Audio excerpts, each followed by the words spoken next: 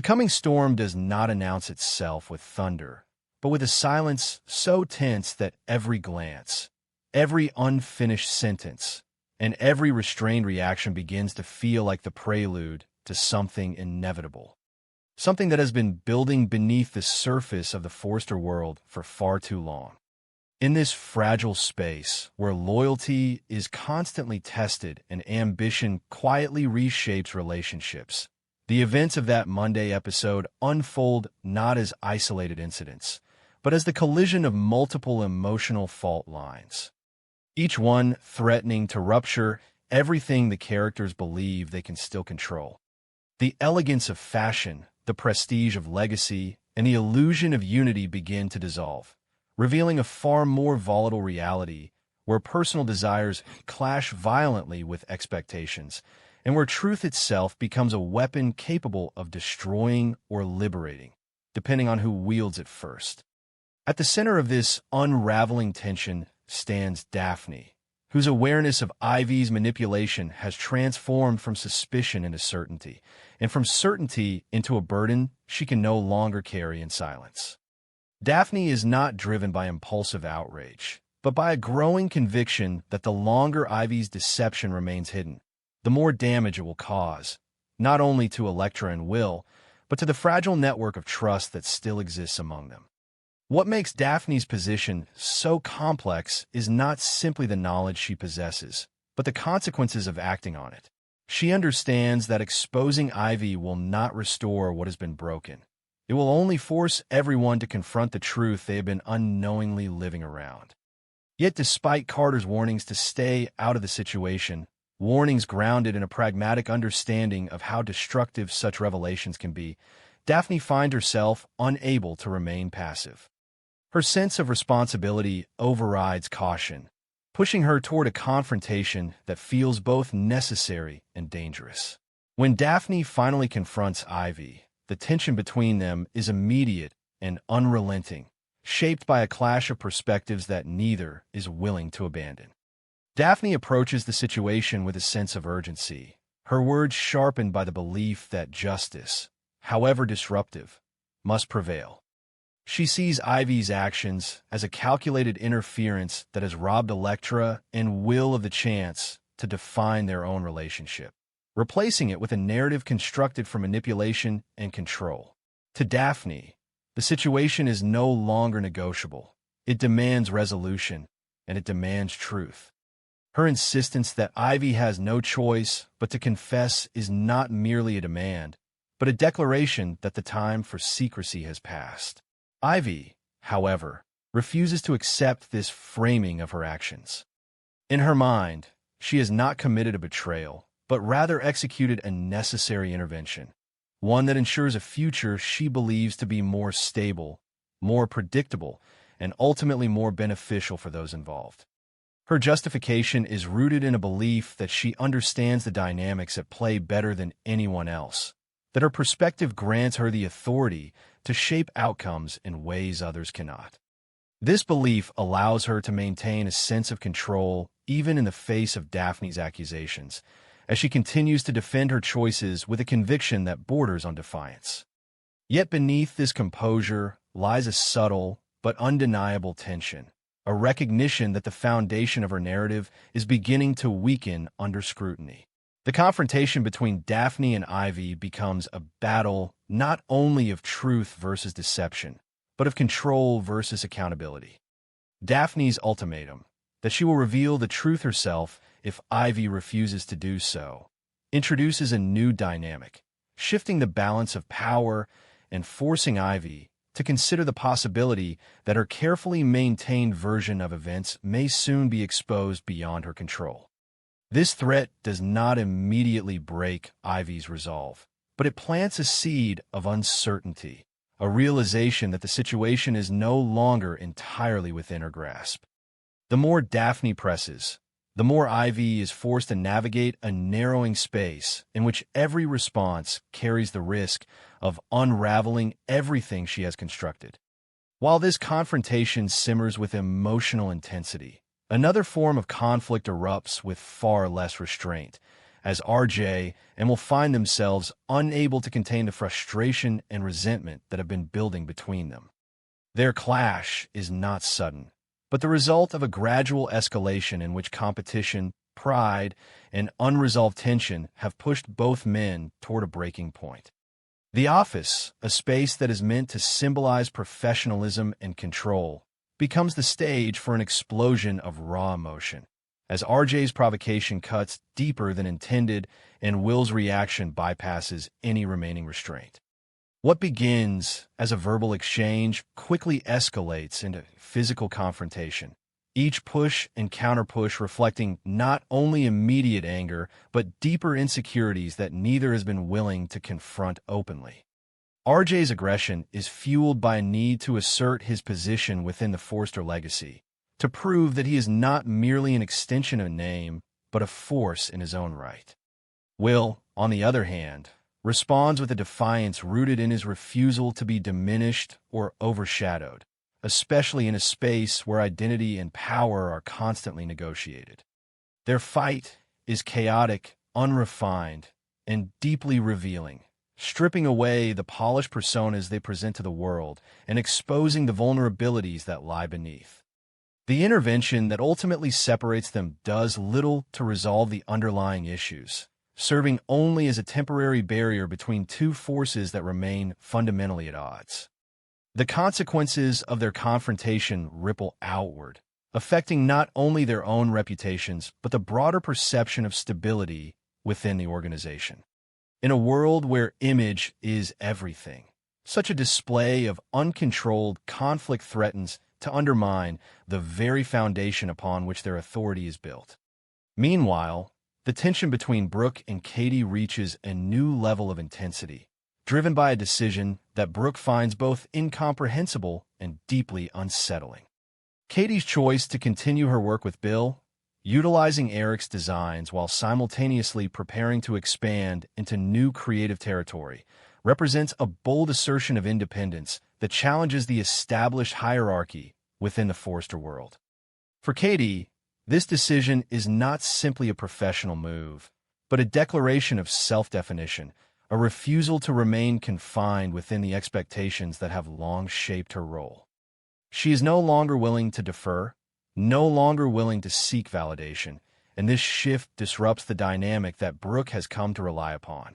Brooke's reaction is immediate and visceral, her shock rooted not only in the specifics of Katie's decision, but in what it represents. To Brooke, the use of Eric's designs carries a weight that cannot be separated from the family legacy, and Katie's willingness to continue down this path feels like a violation of something sacred. The possibility that Katie might go even further, potentially involving someone like Deke in the creative process, intensifies Brooke's sense of betrayal, transforming her concern into outright anger. In Brooke's mind, this is not innovation but recklessness, not independence, but disregard for the values that have defined their success. Yet what Brooke struggles to acknowledge is the extent to which her reaction is shaped by her own need for control, her discomfort with a reality in which she is no longer the central authority. Katie's decision forces Brooke to confront a shift in power that she cannot easily accept, a reconfiguration of roles that challenges her sense of identity and influence. This internal conflict manifests as anger, as accusation, as an inability to see Katie's actions as anything other than a personal affront. But beneath that anger lies something far more complex, a fear of irrelevance, a fear of being left behind in a world that is moving forward without her consent. Katie, however, is no longer willing to be defined by Brooke's expectations. Her determination to move forward, to build something that reflects her own vision rather than inherited authority, becomes a source of strength that allows her to withstand Brooke's criticism. She understands the risks involved, recognizes the potential consequences, but chooses to proceed regardless, driven by a belief that authenticity requires courage, even in the face of opposition. This decision places her on a path that is both empowering and isolating, as she navigates the tension between personal conviction and familial conflict. Amidst all of this, Melissa emerges as a quieter but equally significant presence, her growing sense of guilt reflecting the broader theme of complicity that runs through the narrative. She is not the architect of the chaos, but she's not entirely separate from it either, her awareness of certain truths placing her in a position where silence becomes its own form of participation. The pressure she feels is not imposed from a single direction, but from multiple sources, each one reminding her that inaction can be just as consequential as action. Her internal struggle adds another layer to the unfolding drama, highlighting the ways in which even those on the periphery are drawn into the center of conflict. As the episode progresses, these intertwined storylines continue to build toward a collective breaking point, each character moving closer to a moment where their choices will have irreversible consequences. The manipulation that has kept Will and Elektra apart begins to show cracks. The confrontation between Daphne and Ivy threatens to expose truths that cannot be contained. The rivalry between RJ and Will destabilizes the professional environment. And the conflict between Brooke and Katie redefines the boundaries of family and power. None of these events exist in isolation. They are all part of a larger transformation, one in which the old structures are being challenged and the new ones have yet to fully take shape. What makes this unfolding narrative so compelling is not simply the scale of the drama, but the depth of the emotional currents that drive it.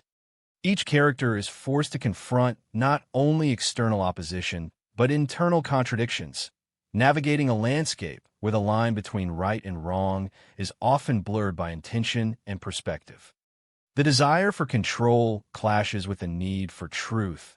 The fear of loss competes with the pursuit of independence, and the weight of legacy presses against the demand for individuality. In this environment, every decision becomes a risk, every confrontation a turning point, and every revelation a step closer to a reality that cannot be undone.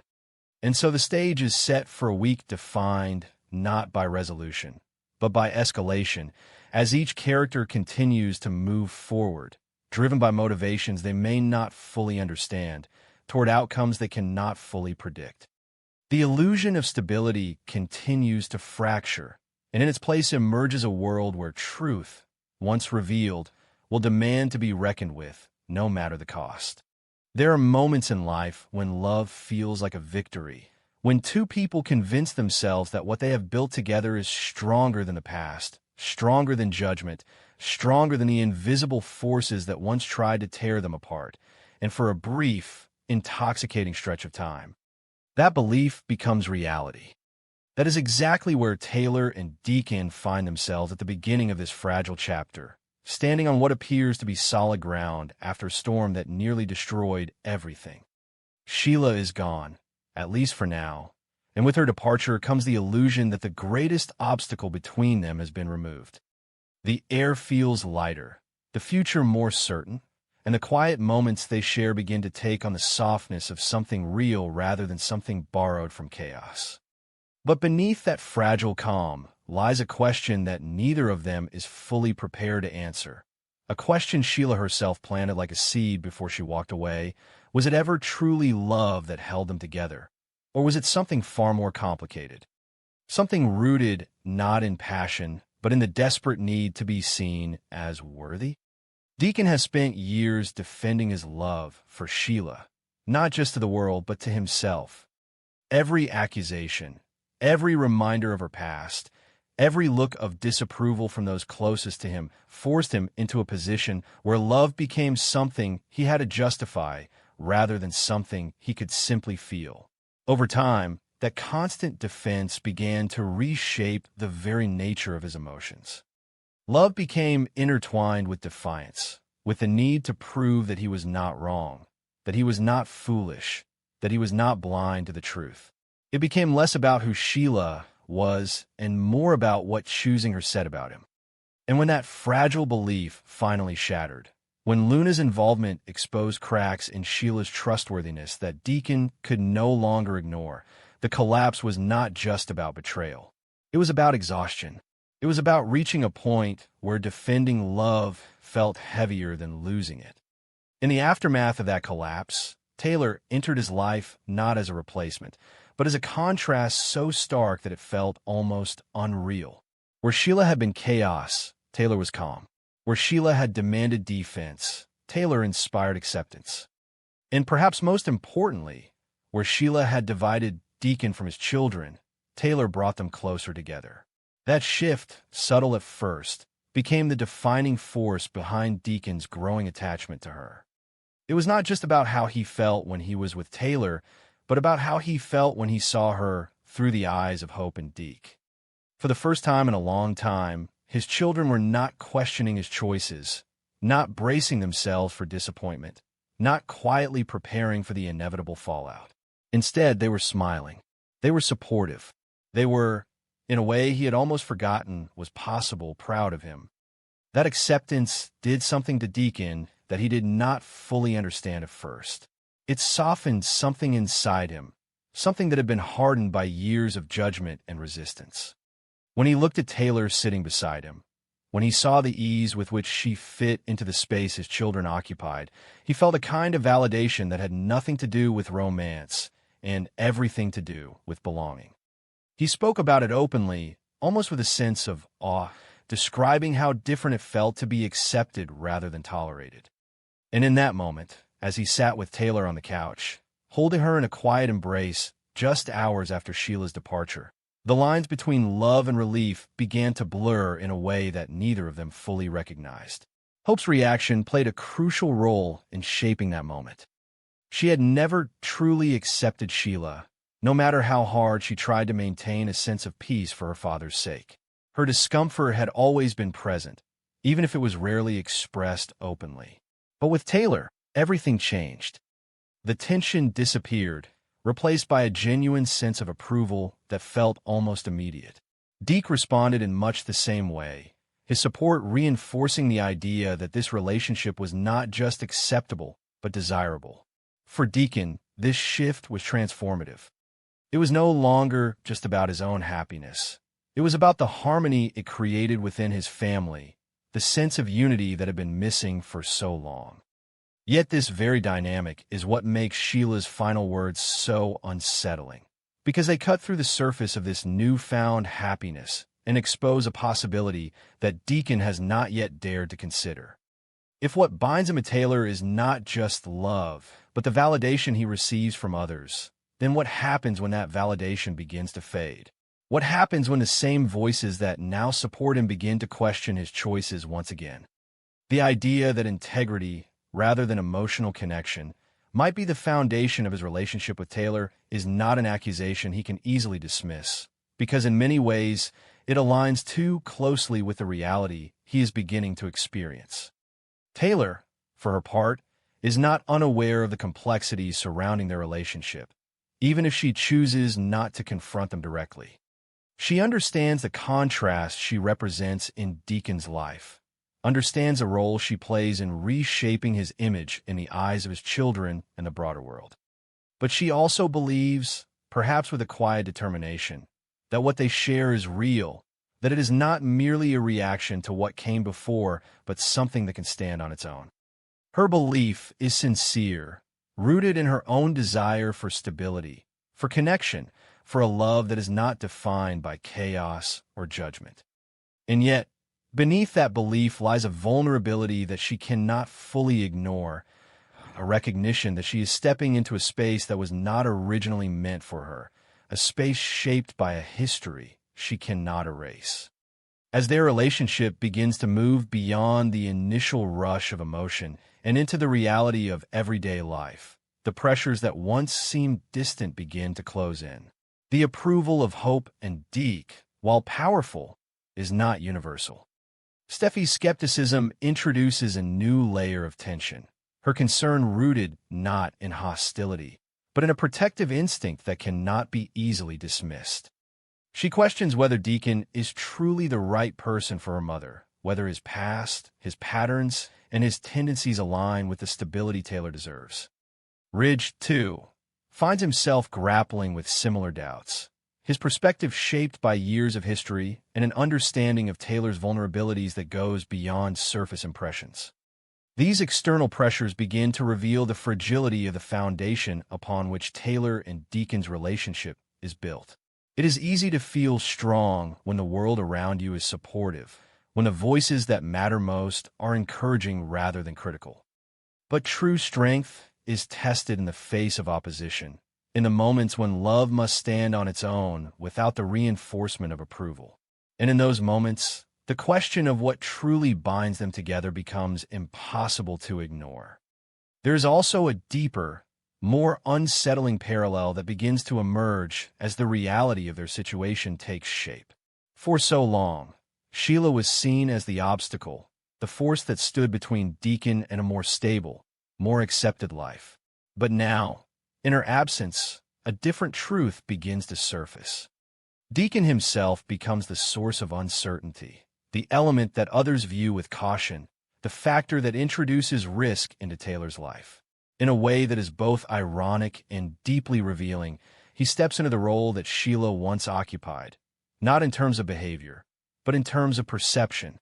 He becomes the person others question, the person others doubt, the person others fear may ultimately bring harm. This shift is not lost on Deacon, even if he does not articulate it directly. There's a subtle tension in his demeanor, a recognition that the acceptance he currently enjoys may not be permanent, that it is contingent on maintaining an image that may not fully align with who he truly is. And as that realization begins to take hold, it introduces a new layer of conflict, one that exists entirely within him. The need to be accepted, to be seen as worthy, begins to compete with his instinct to protect himself, to prioritize his own needs when pushed to the edge. This is where the true test of their relationship begins, not in grand declarations or dramatic confrontations, but in the quiet, persistent pressures of everyday life. Love, when stripped of its initial intensity, must rely on something deeper to endure.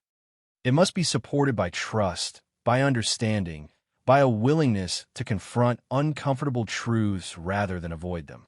In the case of Taylor and Deacon, it is not yet clear whether those elements are strong enough to sustain what they have built.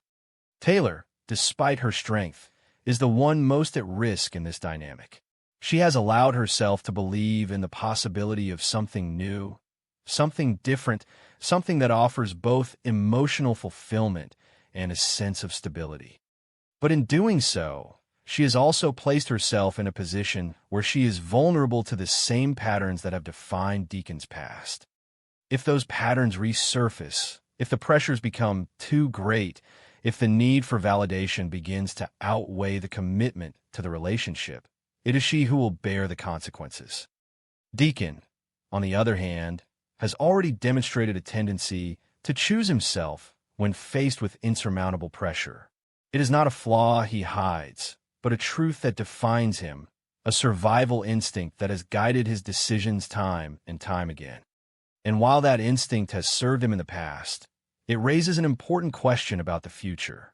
If the relationship with Taylor requires constant effort, constant proof, constant resistance against external doubt, will he be willing to sustain that effort indefinitely?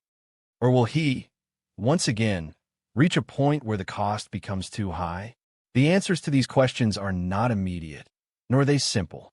They will emerge slowly, shaped by choices, by reactions, by moments of clarity and moments of weakness. But what is certain is that the illusion of effortless happiness cannot last forever. The reality of who they are, individually and together, will eventually assert itself, forcing them to confront the truth of their connection. And in that truth lies the ultimate uncertainty, the possibility that what they believe to be love may, in fact, be something far more fragile, something that cannot withstand the weight of expectation and the pressure of reality. Whether they rise above that pressure or succumb to it will define not only their relationship, but their understanding of themselves, revealing whether what they have found is truly enduring